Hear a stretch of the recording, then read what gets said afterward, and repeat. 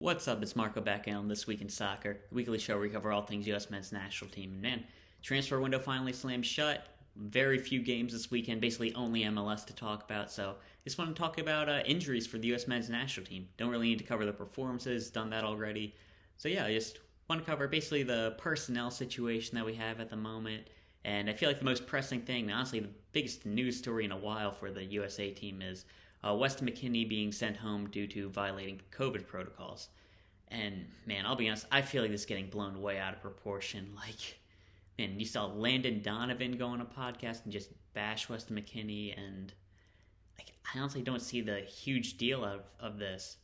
Like, people are speculating on things that just haven't been confirmed at all, and if they aren't confirmed, hey, you can't really do that. If something comes out, it comes out. But at this point, man, Weston McKennie just got sent home. Like, it is what it is. Like, could be, well, he's been in Europe for so long. He wanted to just relax, see some friends, and judging by him not having COVID, they were probably all vaccinated. And, just end up that wasn't allowed, and he got sent home for it. Like, it could be as simple as that. Could have been a similar situation to Phil Foden and Mason Greenwood from England a while ago. Maybe, but honestly, both of them have recovered just fine. So I really don't think it's something we should really be judging him over. Like, geez, you just need a mental break, maybe. Like, that's basically all there is to it. And similar to Foden and Greenwood, I mean, he's getting the coverage that Mason Greenwood got, not the coverage Phil Foden got. Throwing that out there. And honestly, like, if this was Christian Pulisic, who had broken protocol, and Weston McKennie, who had gone in an interview and basically criticized Greg Berhalter's tactics, which no problem with Pulisic doing that. I feel like it's completely justified, and I agree with it. And obviously nothing against Pulisic, but if those roles had been reversed, what would have been the bigger story? Weston McKennie criticizing the tactics or Pulisic breaking protocol? It's like, both of them would have been a repeat offender doing that, so I don't know. Just want to talk about that. I feel like this is more, and honestly, even with McKennie, this is a temporary issue. COVID's going to go away eventually. Might not seem like it right now, but man, 2 years? God, hopefully. Can't even say for sure, but in 2 years, this probably won't be an issue. Like, violating protocols and everything we've seen with Weston McKennie, he goes really hard on the field. He seems to be a very good locker room presence.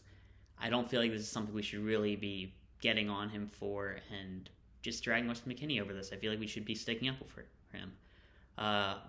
This honestly reminds me of a situation with Wilfried Zaha around, 8 years ago, where his exit from Manchester United, and there were just a bunch of stories that were floated out there that were completely false, and it really ruined his reputation when people see him as a bit of a, like, unprofessional type player when he's been nothing but reliable, great leader, amazing on the field for Crystal Palace. And maybe just because I'm a Crystal Palace fan, I see the similarities between Wilfried Zaha and Weston McKennie in this case. I want to stick up for Weston, but hey, it's what it is. And yeah, we really need Weston McKennie back next month, so hopefully this will just stop being a news story and we'll get back to it. So yeah, that's my take on that. And the rest of the injury news, Sergiño Dest has a sprained ankle and he's out for the Honduras game. But thankfully, this is according to Barcelona Blaugranas, he is expected to make the trip for Barcelona's game against Sevilla in the upcoming weekend. So it's not too big of an injury, and he'll definitely be back by October. Next, Gio Reyna, he's out for Honduras with hamstring issues.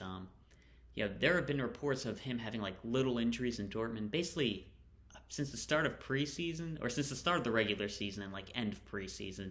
And after a couple of games, like, we've heard about these injuries, so I don't think it's too much, like, anything big, but, man, you just have to rest up. Like, with those injuries, you just need to take, like, a week or two off, make sure that completely heals, and stop rushing back.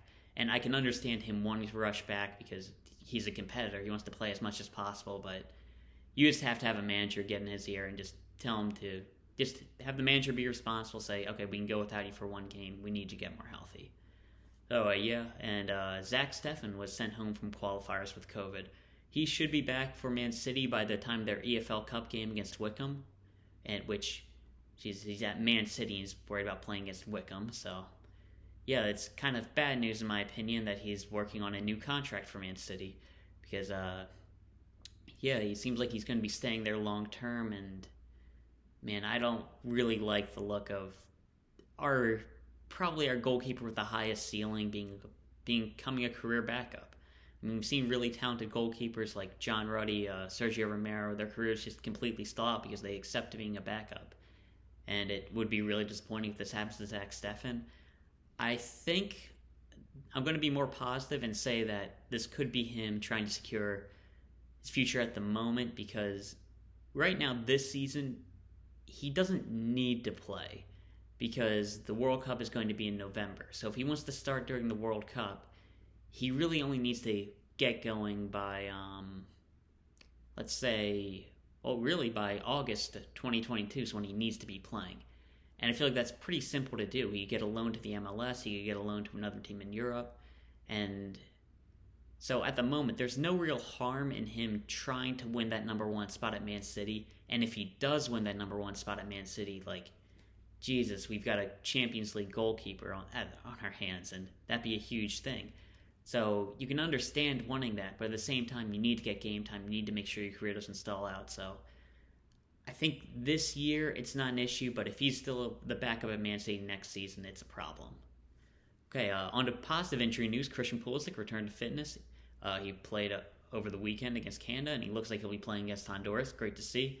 And Yunus Musa back in training after his injury. Hopefully he'll be ready for the October games. Because, man, that injury looked pretty bad when it first happened, but seems like he'll be ready for October. Okay, next, just transfer news. I did cover this in a separate video, but I didn't mention it last week on This Week in Soccer because that was transfer deadline day, so I didn't get out. So just run through it. Matthew Hoppe transferred to Mallorca. Very good move for him. Chris Richards going to Hoffenheim on loan. Like to see it. Matt Miazga going to Alavés on loan. I mean, really would have liked to see him get a permanent move, but if this ends up becoming permanent, is what it is. Cameron Carter-Vickers going on loan to Celtic. Again, would have liked to see a permanent move, but his contract is up following this season, so you could see him staying at Celtic if he does well, but if he doesn't do well, then he's basically just a free agent, so you would have liked to see it be a permanent move, but still good to see Cameron Carter-Vickers getting some game time. Erik Palmer-Brown was loaned to Troyes in France. Again, very solid move, but you would like to see him leave Man City, and hopefully this will lead to that.